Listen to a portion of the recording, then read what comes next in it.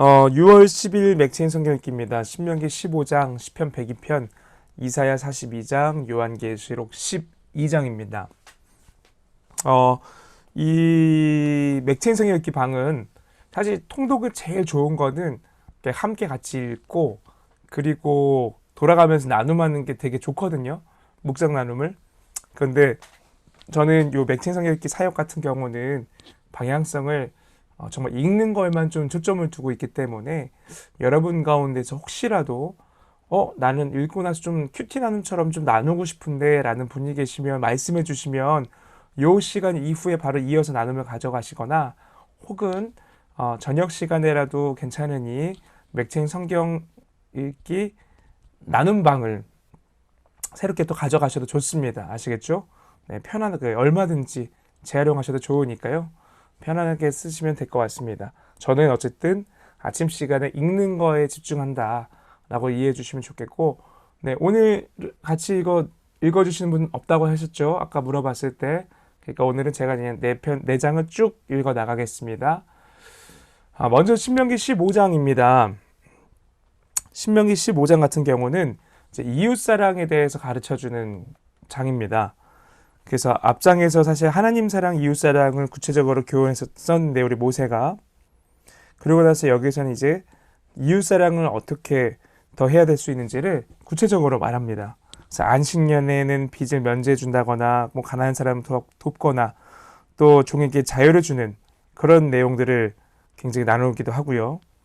또 당시 가난한 사람들과는 어떻게 이런 노예 제도를 다르게 가져갔는지를 볼 수 있는 참 좋은 부분이기도 합니다. 그래서 여러분께서 한번 15장 읽으시면서 이스라엘에서의 이러한 풍습이 그 당시로서는 굉장한 문화 충격이었겠구나. 왜냐하면 가나안 정말 탐욕적인 악행이 있는 나라 지방이었거든요.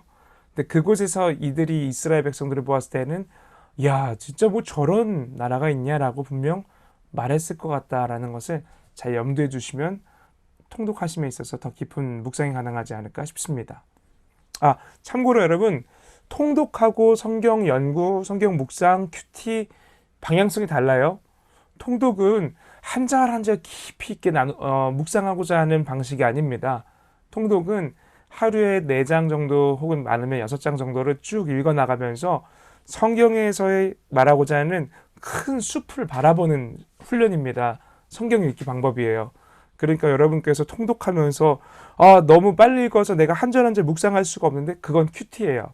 아시겠죠? 그러니까 읽기의 목적이 다릅니다. 성경 읽기의 통독의 목적은 어떤 한 절 한 절의 깊은 연구와 묵상이 아니라 성경의 전체적인 숲을 바라보는 훈련이다, 시간이다라고 이해하시면 좋을 것 같아요. 그래서 이런 맥락에서 우리 신명기 15장을 펼쳐주시고요. 신명기 15장 며칠 년 끝에는 면제하라. 면제규례는 이러하니라. 그의 이웃에게 꾸어준 모든 체주는 그것을 면제하고 그의 이웃에게나 그 형제에게 독촉하지 말지니 이는 여호와를 위하여 면제를 선포하였습니다. 이방인에게는 네가 독촉하려니와 네 형제에게 꾸어준 것은 네 손에서 면제하라. 네가 만일 네 하나님 여호와의 말씀만 듣고 내가 오늘 내게 내리는 그 명령을 다 지켜 행하면 내 하나님 여호와께서 내게 기업으로 주신 땅에서 네가 반드시 복을 받으리니 너희 중에 가난한 자가 없으리라. 네 하나님 여호와께서 내게 허락하신 대로 내게 복을 주시리니 네가 여러 나라에 꾸어줄지라도 너는 꾸지 아니하겠고 네가 여러 나라를 통치할지라도 너는 통치를 당하지 아니하리라. 네 하나님 여호와께서 내게 주신 땅 어느 성읍에서든지 가난한 형제가 너와 함께 거주하거든 그 가난한 형제에게 네 마음을 완악하게 하지 말며 네 손을 움켜쥐지 말고 반드시 네 손을 그에게 펴서 그에게 필요한 대로 쓸 것을 넉넉히 꾸어주라. 삼가 너는 마음에 악한 생각을 품지 말라. 곧 이르기를 일곱째 해 면제년이 가까이 왔다 하고 네 궁핍한 형제를 악한 눈으로 바라보며 아무것도 주지 아니하면 그가 너를 여호와께 호소하리니 그것이 내게 죄가 되리라. 너는 반드시 그에게 줄 것이요 줄 때에는 아끼는 마음을 품지 말 것이니라. 이로 말미암아 네 하나님 여호와께서 네가 하는 모든 일과 네 손이 닿는 모든 일에 내게 복을 주시리라. 땅에는 언제든지 가난한 자가 그치지 아니하겠으므로 내가 내게 명령하여 이르노니 너는 반드시 네 땅 안에 네 형제 중 곤란한 자와 궁핍한 자에게 내 손을 펼치리라. 네 동족 히브리 남자나 히브리 여자가 내게 팔렸다 하자 만일 6해 동안 너를 섬겼거든 7째 해에 너는 그를 놓아 자유하게 할 것이요. 그를 놓아 자유하게 할 때에는 빈손으로 가게 하지 말고 네 양 무리 중에서와 타작마당에서와 포도주 틀에서 그에게 후히 줄지니 곧 네 하나님 여호와께서 내게 복을 주신 대로 그에게 줄지니라. 너는 애굽 땅에서 종되었던 것과 내 하나님 여호와께서 너를 속량하였음을 기억하라. 그것으로 말미암아 내가 오늘 이같이 너에게 명하노라. 종이 만일 너와 네 집을 사랑함으로 너와 동거하기를 좋게 여겨 네게 향하여 내가 주인을 떠나지 아니하겠노라 하거든 송곳을 가져다가 그의 길을 문에 대고 뚫으라. 그리하면 그가 영구히 네 종이 되리라. 네 여종에게도 그같이 할지니라. 그가 6해 동안에 품꾼의 삭세 배나 받을 만큼 너를 섬겼은즉 너는 그를 놓아 자유하게 하기를 어렵게 여기지 말라. 그리하면 네 하나님 여호와께서 네 범사에 내게 복을 주시리라. 내 소와 양의 처음 난 수컷은 구별하여 내 하나님 여호와께 드릴 것이니 네 소의 첫 새끼는 부리지 말고 내 양의 첫 새끼의 털은 깎지 말고 너와 네 가족은 매년 여호와께서 택하신 곳 내 하나님 여호와 앞에서 먹을지니라. 그러나 그 짐승이 흠이 있어서 절거나 눈이 멀었거나 무슨 흠이 있으면 내 하나님 여호와께 잡아들이지 못할지니 내 성 중에서 먹되 부정한 자나 정한 자가 다 같이 먹기를 노루와 사슴을 먹음같이 할 것이요 오직 피는 먹지 말고 물같이 땅에 쏟을지니라. 아멘.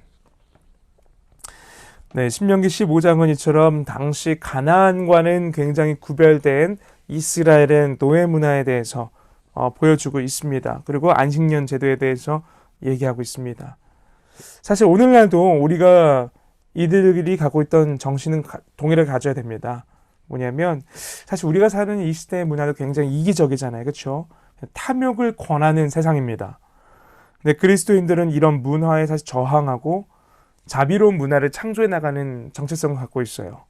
자기 것만 챙기며 살지 않고 주변을 돌아보면서 하나님의 돌보심을 받았기에 그 돌보심을 다른 이들에게 흘려주는 그렇게 삶을 사는 게 마땅한 자들이 바로 우리 그리스도인입니다. 이 사실을 잘 기억해 주시길 바랍니다. 다음으로 함께 읽을 본문은 우리 시편 102편인데요. 시편 102편도 펼쳐주시길 바랍니다. 성경책을 저도 지금 피고 있습니다. 이렇게 형광펜이나 볼펜 드시고 성경책 펼쳐주시고 그럼 제가 한번 시편 102편 볼 텐데요. 시편 102편은 이제 상한 마음으로 하나님께 드려지는 기도입니다. 이제 시편 기자가 어떤 이유에서인지 큰 근심에 빠져 있습니다. 그래서 음식도 못 먹고 매일 눈물만 흘리며 고백하고 지금 마음과 삶 모두가 굉장히 가난해져 있다고 말하면서 나는 하나님만 의지할 수 있습니다 라고 고백을 하고 있어요. 여러분께서도 한번 이 시편 오늘 말씀을 읽으면서 나에게도 하나님의 은혜와 하나님의 소망만이 필요하다라는 그런 간절한 고백을 해보시길 바랍니다. 시편 102편. 여호와여, 내 기도를 들으시고 나의 부르짖음을 주께 상달하게 하소서. 나의 괴로운 날에 주의 얼굴을 내게서 숨기지 마소서. 주의 귀를 내게 기울이사 내가 부르짖는 날에 속히 내게 응답하소서. 내 날이 연기같이 소멸하며 내 뼈가 숯같이 탔음이니이다. 내가 음식 먹기도 잊었으므로 내 마음이 풀같이 시들고 말라버렸사오며 나의 탄식 소리로 말미암아 나의 살이 뼈에 붙었나이다. 나는 광야의 올빼미 같고 황폐한 곳에 부엉이같이 되었사오며 내가 밤을 새우니 지붕 위에 외로운 참새 같으니이다.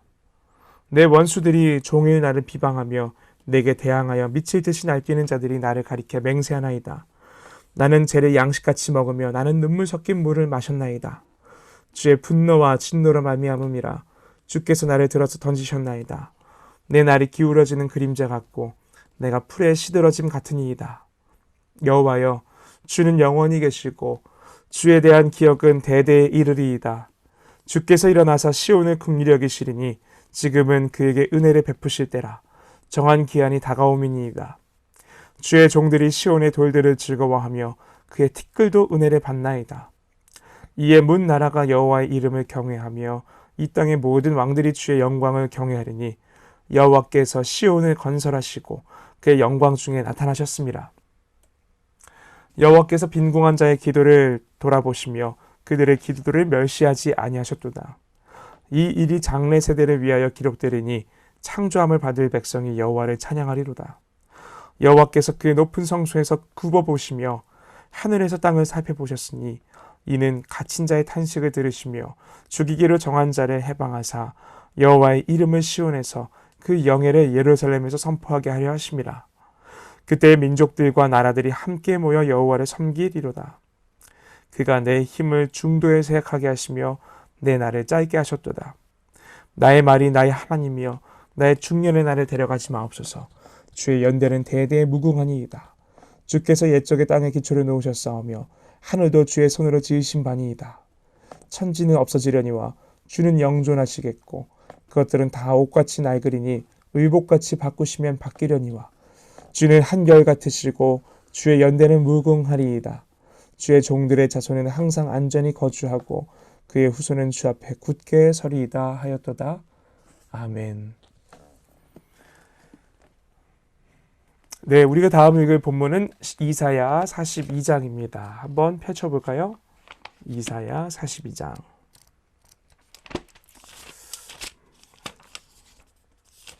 네, 이사야 42장입니다. 우리 이사야 42장은 이제 세상을 구원하시기 위해서 하나님께서 보내시는 종에 대해서 얘기를 합니다. 하나님을 대적해서 심판받을 수밖에 없는 이 세상을 위해서 주님께서는 한 종을 택하시죠.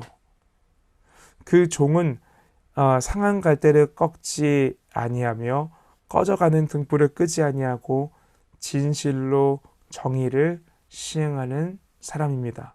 누굴까요, 여러분? 너무 어렵죠? 네. 바로 예수 그리스도시겠죠. 주님께서는 눈먼 자들의 눈을 밝히고 갇힌 자를 감옥에서 이끌어내면서 흑암에 앉은 자를 감방에서 나오게 할 것입니다. 너무나 하지만 안타까운 것은 어리석은 주님의 백성들은 예수님을 통해서 베푸실 하나님의 구원을 깨닫지 못할 거예요. 주님께서는 실패한 자들을 실패로 몰아넣지 않으시고 하지만 오히려 승리로 나아가게 하실 겁니다. 좌절과 낙심과 공허함 속에서 허덕이는 사람들에게 새로운 희망을 건네주시며 초대할 것입니다. 하지만 여전히 눈이 감겨있는 사람들은 예수님을 알아보지 못하겠죠. 그래서 들어야 하고 보아야 합니다. 한번 여러분께서도 오늘 이 이사야 42장 살펴보시면서 하나님의 말씀하심 한번 눈여겨 보시고 들으시길 바랍니다. 이사야 42장. 내가 붙드는 나의 종 내 마음에 기뻐하는 자 곧 내가 택한 사람을 보라. 내가 나의 영을 그에게 주었은즉 그가 이방의 정의를 베풀리라. 그는 외치지 아니하며 목소리를 높이지 아니하며 그 소리를 거리에 들리게 하지 아니하며 상한 갈대를 꺾지 아니하며 꺼져가는 등불을 끄지 아니하고 진실로 정의를 시행할 것이며 그는 쇠하지 아니하며 낙담하지 아니하고 세상에 정의를 세우게 이르리니 섬들이 그 교훈을 앙망하리라. 하늘을 창조하여 펴시고 땅과 그 솟아을 내시며 땅 위에 백성에게 호흡을 주시며 땅에 행하는 자에게 영을 주시는 하나님 여호와께서 이같이 말씀하시되 나 여호와가 의로 너를 불렀은즉 내가 내 손을 잡아 너를 보호하며 너를 세워 백성의 언약과 이방의 빛이 되게 하리니 네가 눈먼 자들의 눈을 밝히며 갇힌 자를 감옥에서 이끌어내며 흑암에 앉은 자를 깜방에서 나오게 하리라. 나는 여호와이니 이는 내 이름이라. 나는 내 영광을 다른 자에게 내 찬송을 우상에게 주지 아니하리라. 보라, 전에 예언한 일이 이미 이루어졌느니라. 이제 내가 새 일을 알리노라. 그 일이 시작되기 전에라도 너희에게 이르노라. 항해하는 자들과 바다 가운데의 만물과 섬들과 거기에 사는 사람들아, 여호와께 새 노래로 노래하며 땅끝에서부터 찬송하라. 광야와 거기에 있는 성읍들과 게달 사람이 사는 마음들은 소리를 높이라. 셀라의 주민들은 노래하며 산 꼭대기에서 즐거이 부르라. 여호와께 영광을 돌리며 섬들 중에서 그의 찬송을 전할지어다. 여호와께서 용사같이 나가시며 전사같이 분발하여 외쳐 크게 부르시며 그 대적을 크게 치시리로다. 내가 오랫동안 조용하며 잠잠하고 참았으나 내가 해산하는 여인같이 부르짖으리니 숨이 차서 심히 헐떡일 것이라. 내가 산들과 언덕들을 황폐하게 하며 그 모든 초록들을 마르게 하며 강들이 섬이 되게 하며 못들을 마르게 할 것이며 내가 맹인들을 그들이 알지 못하는 길로 이끌며 그들이 알지 못하는 지름길로 인도하며 암흑이 그 앞에서 광명이 되게 하며 구분대를 곱게 할 것이라. 내가 이 일을 행하여 그들을 버리지 아니하리니 조각한 우상을 의지하며 부어 만든 우상을 향하여 너희는 우리의 신이라 하는 자는 물리침을 받아 크게 수치를 당하리라. 너희 못 듣는 자들아 들으라. 너희 맹인들아 밝히 보라. 맹인이 누구냐? 내 종이 아니냐? 누가 내가 보내는 내 사자같이 못 듣는 자겠느냐? 누가 내게 충성된 자같이 맹인이겠느냐? 누가 여호와의 종같이 맹인이겠느냐? 네가 많은 것을 볼지라도 유익하지 아니하며 귀가 열려 있을지라도 듣지 아니하는도다. 여호와께서 그의 의로 말미암아 기쁨으로 교훈을 크게 하며 존귀하게 하려 하셨으나 이 백성이 도둑맞으며 탈취를 당하며 다 굴 속에 잡히며 옥에 갇히도다. 노략을 당하되 구할 자가 없고 탈취를 당하되 되돌려 주라 말할 자가 없도다. 너희 중에 누가 이 일에 귀를 기울이겠느냐? 누가 뒤에 올 일을 삼가 듣겠느냐? 야곱이 탈취를 당하게 하신 자가 누구냐? 이스라엘을 약탈자들에게 넘기신 자가 누구냐? 여호와가 아니시냐? 우리가 그에게 범죄하였도다. 그들이 그의 길로 다니기를 원하지 아니하며 그의 교훈에 순종하지 아니하였도다. 그러므로 여호와께서 맹렬한 진노와 전쟁의 위력을 이스라엘에게 쏟아부으심에 그 사방에서 불타오르나 깨닫지 못하며 몸이 타나 마음에 두지 아니하는도다. 아멘. 우리 이사야 42장은 예수님을 통해서 하나님의 큰 구원이 어떻게 임할지에 대한 정말 제대로 된 예언장이죠. 여러분께서 많이 부르셨던 찬양의 가사도 담겨 있는데 다시 한번 잠잠히 묵상해 보시면 좋을 것 같습니다. 네, 오늘 마지막 본문입니다. 요한계시록 12장입니다. 한번 같이 펴보시면 좋을 것 같아요. 요한계시록 12장. 이제 요한계시록 12장에서부터는 하늘에서 있었던 어떤 사건들에 대해서 혹은 있을 사건에 대해서 이야기를 하고 있는데 여자가 아들을 낳습니다. 그 아들이 누구냐면 바로 예수 그리스도입니다. 그리고 나니까 붉은 용이 이 아이를 삼키려고 해요. 이 용은 누굴까요? 맞습니다. 성경에서의 용은 거의 대부분 사탄이라고 보시면 돼요. 땅에 떨어진 용은 끊임없이 여자를 괴롭히려고 하지요. 하지만 그 뜻을 이루지 못합니다. 대신에 여자의 후손들을 괴롭히고자 하죠. 그 여자의 남은 자손 곧 하나님의 계명을 지키며 예수님의 증거를 가진 자들은 누구를 뜻할까요? 맞습니다. 바로 교회 혹은 성도입니다. 본문은 이제 인류의 역사를 영적인 전쟁의 형태로 설명을 하며 묘사를 합니다. 아담 이후 인류가 모두 타락하고 나서 사탄은 자기가 이 땅 가운데 주도권을 지키려고 정말 온통 힘씁니다. 하지만 예수님께서 그 사탄의 노력을 다 멸하시지요. 하지만 여전히 이 용은 사탄은 예수 그리스도의 자녀들과 교회를 공격합니다. 우리도 어쩌면은 그래서 그 영적인 싸움 한복판에서 치열하게 전쟁하고 있을 수도 있어요.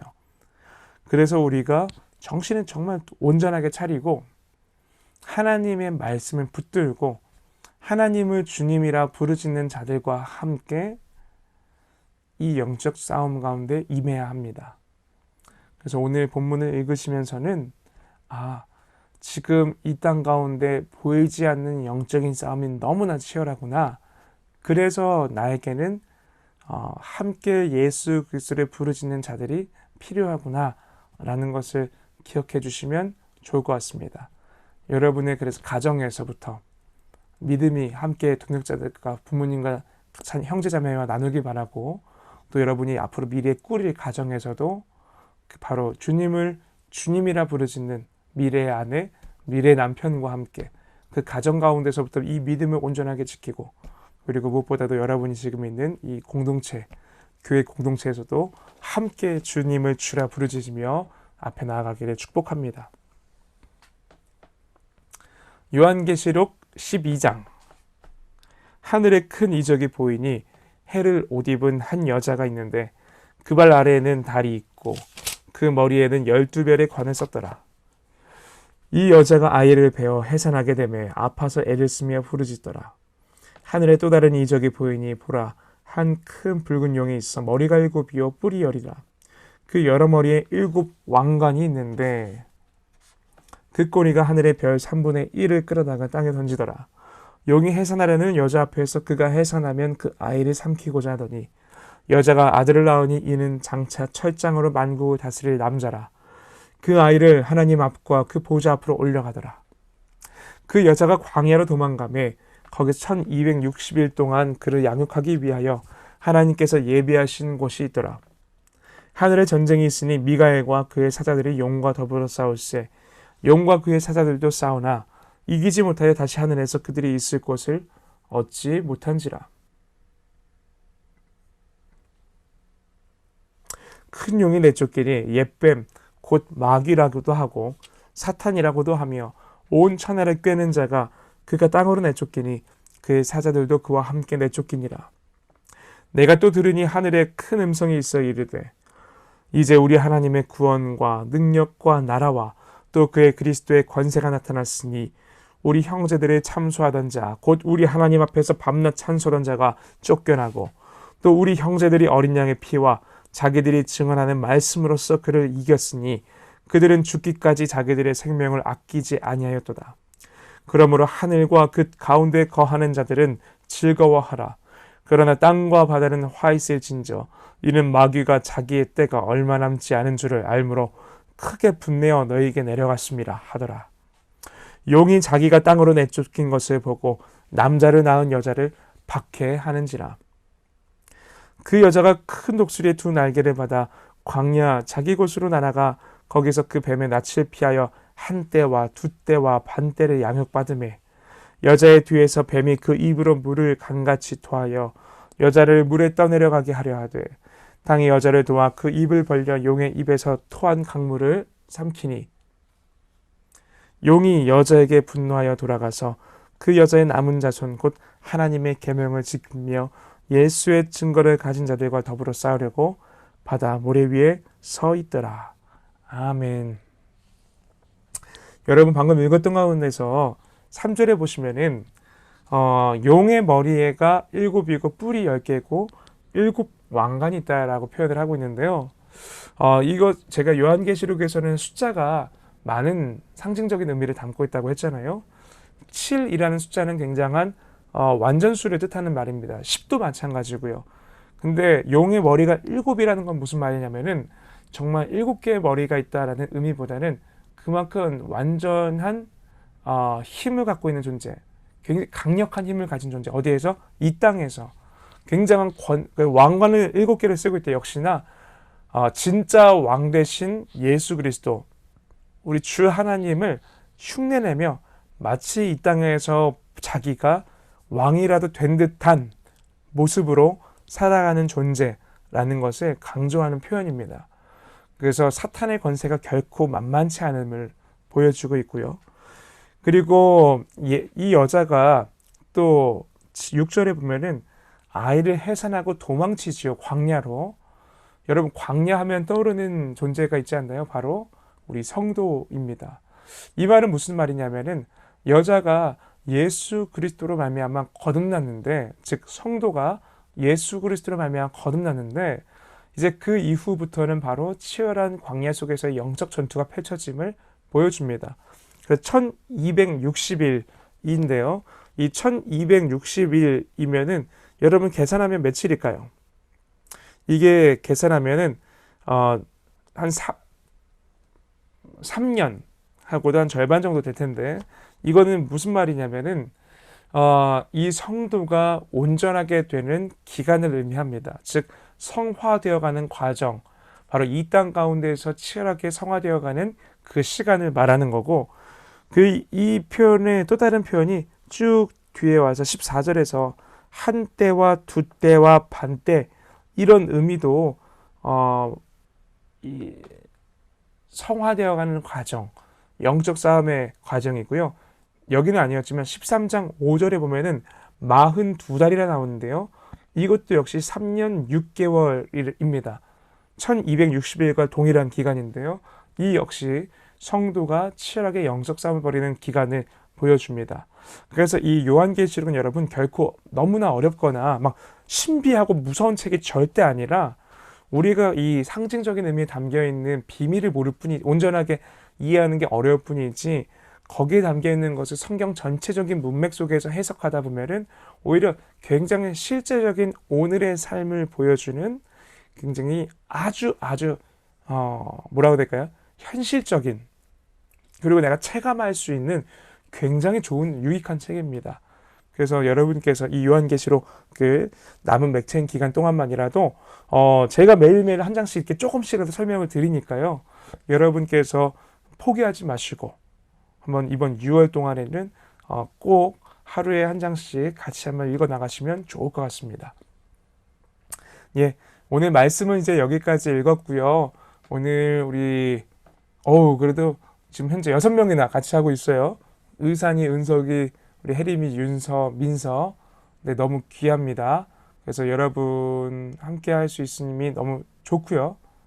네, 그래서 오늘도 이 말씀들 잘 마음에 새기시고 혹시라도 통독하시면서 모르는 거 있으면은 저한테 뭐 맥체인 방에서든 아니면 개인톡이든 물어보셔도 좋고 혹시라도 여러분 가운데서 우리 여기 방에 들어와신 분이나 유튜브로 들으신 분들 가운데서도 이 부분에서 참 은혜가 있다라고 하시면은 여러분 은혜는 나눠야 제맛입니다. 아시겠죠? 맥체인 방에서 아주 짧게도 괜찮으니까 나눠야 제맛인 그 은혜를 꼭 나눠주시기를 부탁드립니다.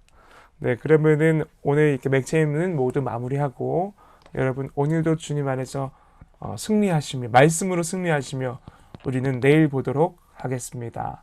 복된 하루 평안한 하루 보내세요. 네, 저도 고맙습니다. 여러분 좋은 하루 되세요. 안녕.